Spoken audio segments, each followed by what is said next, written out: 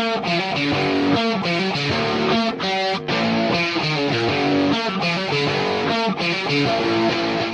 everyone, it's Bigfoot. I'm doing a gear review in this video today, and the review I'm doing is my Zpacks 52-liter Arc Blast. I took this on my 100-day Appalachian Trail Thru-Hike this last year in 2016. It got me from Georgia all the way to Maine, and I wanted to share really, number one, what are the things I loved about it, number two, the things I didn't like about it, and some of the things that I think some hikers might not know about the pack, so that you can get the full effectiveness out of this. Now, before I actually start the video, I do want to do a little bit of a disclaimer. I had this question before by quite a few people asking if I have any sponsorships with any of the companies, specifically Zpacks. I do not. I don't get paid to do this. I didn't get sponsored by Zpacks, so my entire review is going to be genuine. It's based on my opinion, my experience, and what I truly feel about this pack. So just wanted to get that out of the way. The first thing that I loved about this pack is the weight of the pack. Now, this is a 52-liter Arc Blast. They have changed the Arc Blast, and right now, if you went out on Zpacks and bought the same model, it's going to be 55 liters. The weight of my pack was about 23 ounces, and if you looked on Zpacks right now, it says 21 ounces for a 55 liter. You might ask, what's the difference? Why is yours more? Well, it's because I did add a couple things on here. I added a couple of belt pouches and then a shoulder pouch. I'll talk about those a little bit later.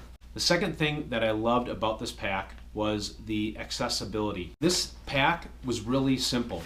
When I wanted to get inside of it, all I had to do was unclip.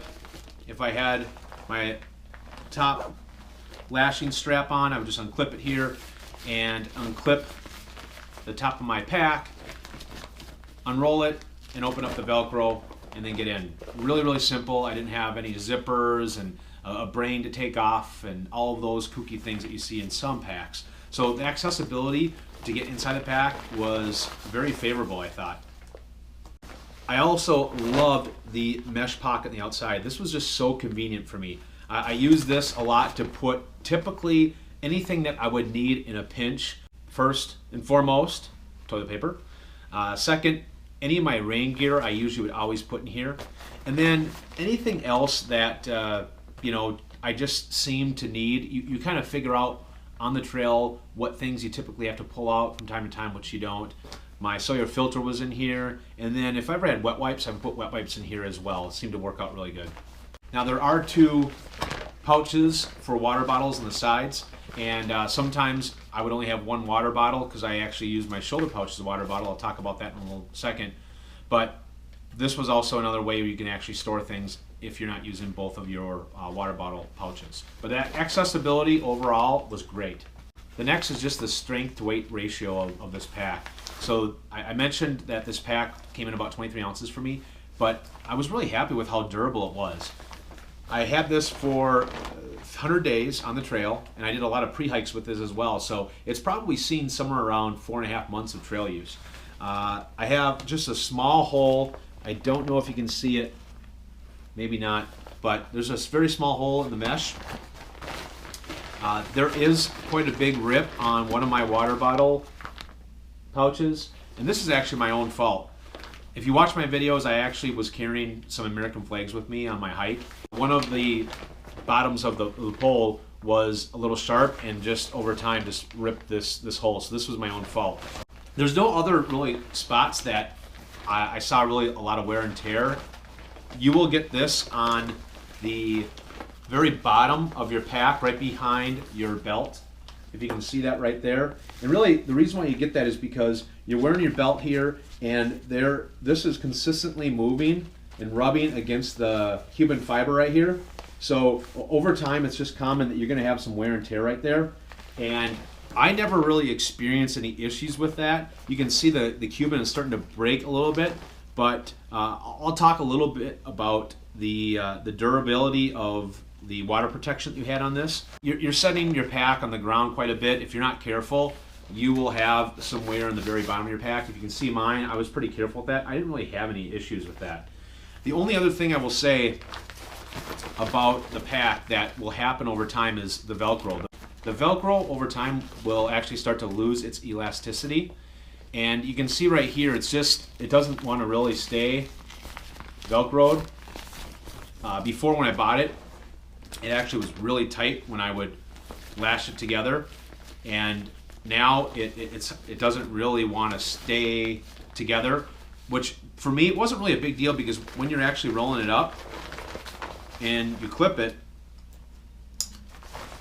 you don't really have any issues with the top of your pack being open and catching water in it. And if there was, because it's rolled up, 4 or 5 times, it would be unlikely for water to be able to penetrate through all of those rolls. So it will do that, but it's really not a huge deal. At least I didn't see that.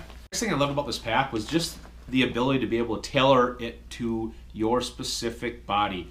When you buy this online, you have some options to be able to customize your pack. You can get the size of your strap here, your belt, your torso height, and the color of your pack. When Joe's built this pack, he did a lot of great things on here and has really evolved it over time to give you the ability to really adjust all of your settings on your pack so that it really fits your body. For me, I lost a lot of weight on the trail. I lost 45 pounds, and I had to adjust many of these things during the course of my Thru-Hike. But I love the ability to be able to tailor all the measurements. Now, with this being made of Cuban fiber, I didn't have to have a pack cover or a liner on the inside. They will tell you that it's water resistant, it's not waterproof. I would agree with that statement. I never carried a liner or cover the entire time. Some people did. Only time that I ever really saw any water penetrate, because there was a little water that would penetrate inside my pack when it was downpouring. The most vulnerable area is the very bottom of your pack right here. And what I found was anything that I had on the very bottom of my pack, if it wasn't in a dry sack or something along that nature, then it would get a little damp when it would downpour. So everything else in the pack was totally fine. I would just be careful what you actually place in the very bottom of your pack. I wouldn't place like a sleeping bag or something like that, just in the event it was downpouring all day. There is a possibility where your sleeping bag could get a little damp. There was one time I actually did have my sleeping bag in there when it did downpour, and I did get some slight moisture through it. Not anything that caused any problems, but could be an issue. The last big thing that I really loved about this pack was just the ability to lash everything to the pack. So first off, you have this cord up here. You can lash a Z-rest or whatever you wanted to. It's really long, so you can really have the ability to lash whatever you want, but that's pretty sweet. Then you have on the bottom here another place to lash something. I put my Z-seat underneath here, worked out great. And then you got these Dyneema cords that go on the side of both sides of your pack here, and you can use these to basically tighten or loosen the space of your pack. So if you don't have a lot of stuff in your pack, you can adjust that. But what I always did was, not only did I have the flags that went up and down these cords that I lashed to them, but whenever I didn't use my trekking poles, or like if I was in town and I wanted to put everything away, I would turn my trekking poles upside down so the sharp point was sticking up. I didn't have any pole covers at the time. I wish I would have had pole covers. I would stick them straight up, and then I would lash them through these cords so that they wouldn't fall out, and it worked out great. But you could put tent poles in here, anything basically that you want, even a tent, whatever, but tent poles, whatever. Worked out really, really good, but I loved all of those places that I could lash things on the pack. All right, so what didn't I like about this? Well, there's really 4 things that I didn't like about the pack. The first and the most frequent is the carbon fiber external frame rods. If you don't have the right arc on your pack, which I will tell you, I didn't really realize that in my first 400 and something miles until I actually met Zpacks in Damascus. But if you don't have any arc on here, there's not really any tension holding these poles in place, and over time the Dyneema cord will start to lose tension, and when it does that, the carbon rod will actually pop out, and I'll show you that right here. So this would be no arc, by the way. Arc. And when they would do that, you would see this happen. And a lot of hikers thought that their pack broke, and that's not true. But this actually happened to me on this side of the pack, and I had some issues in the first 400 miles of my journey. Now, I have heard that they've done some things to help prevent that, so it doesn't happen as often, but again, that's really going to depend. If you put the right arc on here, you're not going to have that issue. The next thing was the slippage of the Dyneema cord. So I just released the arc on this, but when you would set up the arc, over time, sometimes this Dyneema cord would start to slip right here, and you would lose your arc in your pack. So it would eventually then go back to the way that it was, or not be as effective. And what I actually had learned, and I wish I would have done this on the trail, but I didn't find this out till after the trail, is whenever you set your arc, you can actually tie a knot in this so that it doesn't slip. So that would be a great way to be able to prevent this slipping, is just tie a knot in it. All right, the third thing that I didn't like about the pack was, depending on how much of a air gap that you had on your arc, I found it difficult to try to grab water bottles out of the side or out of the back of my pack when I wore my pack, and I would try to go around and grab it and drink at the same time. It was for that reason that I actually used my shoulder pouch to put a water bottle, and this actually worked out really good. I loved it. I did have my flip top from my Smart water bottle on top of the 16.9 ounce bottle, so that it was just easy for me to drink out of. But basically, I would use this for mixing all my drinks and my quick, easy access to water. I didn't have to go around and grab something. Not to mention, when I did use the pouch to grab water out of, there were some times when I would be on the trail, and I was really big on trying to be more effective and efficient. But there were times where I would try to slide this back in, and I'd miss, and it would fall on the ground. And then I would have to stop, and it was just really annoying.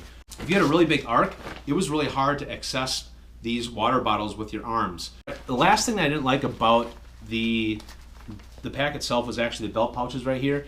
And what I didn't like about it is, if you put anything more than about 5 ounces of weight, somewhere around, maybe give or take an ounce, there was so much tension in here, and especially with the amount of tension that the belt pouches received when I was descending, and even if I started to descend a little fast, maybe sometimes I took a light jog, but this would be bouncing up and down, and the first thing that would happen is this strap right here, you can kind of see the remnants of it up here, but it broke.